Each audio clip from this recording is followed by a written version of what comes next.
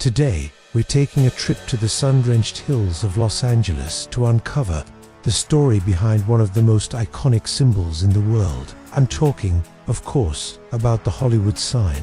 You've seen it in countless movies, TV shows, and vacation photos. But have you ever wondered how it got there? Well, its story is way more fascinating and a little stranger than you might think. It's a tale of real estate, ambition, decay, and ultimately, rebirth. So, grab your popcorn, because we're about to dive deep into the history of those 9 giant letters. Our story begins almost a century ago, back in 1923. But here's the first twist. The sign was originally built to celebrate the movie industry. Not at all. It was actually a giant billboard, an advertisement for a new upscale housing development called Hollywoodland. A real estate syndicate, led by publisher Harry Chandler, wanted to lure wealthy buyers to this undeveloped patch of land nestled in the hills. To grab attention, they decided to go big. They hired the Crescent Sign Company to construct 13 enormous letters, spelling out Hollywoodland.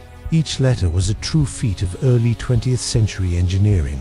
They were 30 feet wide and a towering 45 feet tall, crafted from 3 by 9 foot metal squares attached to a complex frame of pipes, wires, and telephone poles. To get all that material up the steep, rugged terrain of Mount Lee, they used a combination of tractors, mules, and sheer human effort. And as if that wasn't enough, they outlined the entire sign with about 4,000 light bulbs, each 20 watts.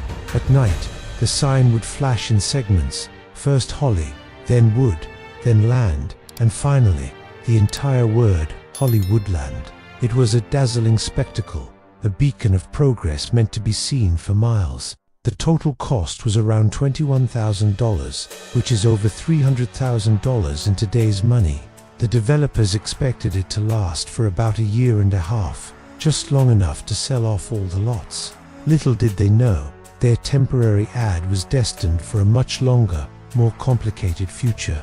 The Hollywoodland sign quickly became a familiar part of the LA skyline, a symbol of the city's glamour and growth during the Roaring '20s. But as the movie industry boomed, the sign's meaning began to shift in the public's imagination. It became intrinsically linked with the dream factory below. Aspiring actors and actresses flocked to Hollywood, hoping to make it big, and the sign loomed over them, a constant reminder of the prize they were all chasing. However, the sign's history took a dark and tragic turn in 1932. During the depths of the Great Depression, a young actress named Peg Entwistle, who had struggled to find success in Hollywood, climbed to the top of the letter H and ended her life. Her story became a somber, cautionary tale about the broken dreams that were just as much a part of Hollywood as the success stories. The sign, once a symbol of hope and luxury, now also represented the darker side of fame. As the years went on, the original real estate development went bankrupt due to the Depression, and the sign fell into neglect. The Hollywoodland Company dissolved, and maintenance on the giant structure ceased. The caretaker who changed the light bulbs was let go, and the lights went out for good. The sign, designed to be temporary, began to crumble. The wooden poles rotted, the sheet metal rusted and twisted, and the elements took their toll. It became a derelict, an embarrassing eyesore rather than a proud landmark. By the 1940s, the letter H had completely fallen down. You can actually find old photos where the sign reads Hollywoodland. It was a sad state of affairs for what had become an unofficial city icon. In 1949, the city of Los Angeles and the Hollywood Chamber of Commerce decided to step in. They agreed to repair the sign, but with one major condition. They would remove the last 4 letters, land, to reflect the district, not the old housing development. The sign would now officially read Hollywood. They also decided against replacing the expensive and high-maintenance lighting system. So, the newly christened Hollywood sign was saved from total collapse, but its troubles were far from over. The repair work was more of a patch-up job than a full restoration. For the next 3 decades, the sign continued to deteriorate. By the 1970s, the Hollywood sign was in a truly pathetic state. It was a wreck. The top of the first O had fallen off, making it look like a lowercase u.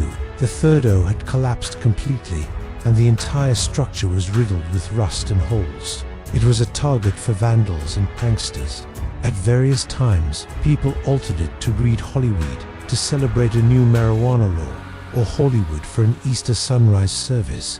The sign was literally falling apart, a symbol of urban decay rather than Hollywood glamour. It seemed like its days were numbered. Then, in 1978, a hero emerged from an unlikely place, the world of rock and roll. Hugh Hefner, the founder of Playboy, hosted a star-studded gala at his mansion to launch a public campaign to save the sign. The goal was to raise $250,000 to completely rebuild the sign from the ground up, this time with durable, modern materials. The response was incredible. Hefner kicked things off by buying the letter Y. Other celebrities quickly followed suit. Rocker Alice Cooper, in memory of his friend Groucho Marx, sponsored an O. Gene Autry, the singing cowboy, bought an L. Warner Brothers Records purchased the other O. It was a massive community effort.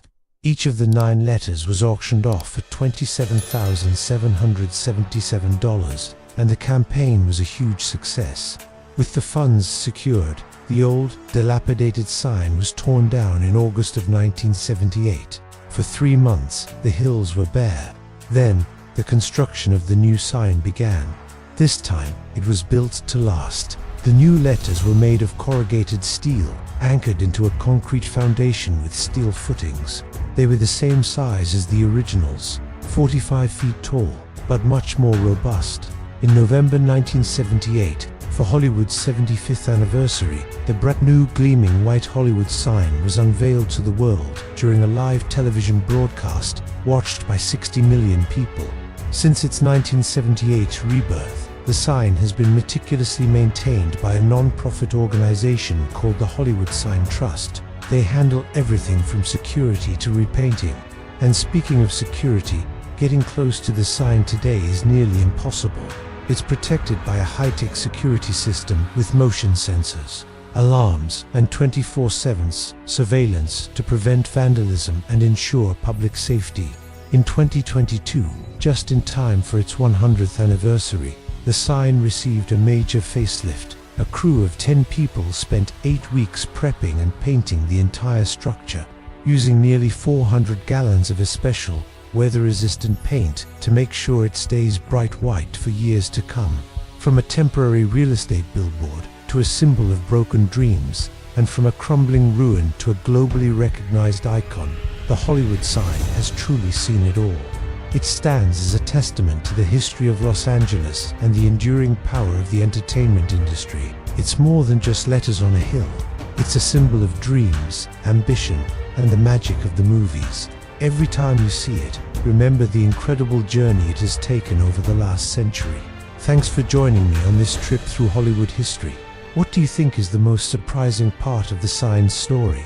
Let me know down in the comments. And if you enjoyed this video, don't forget to hit that like button and subscribe for more deep dives into iconic landmarks. See you in the next one.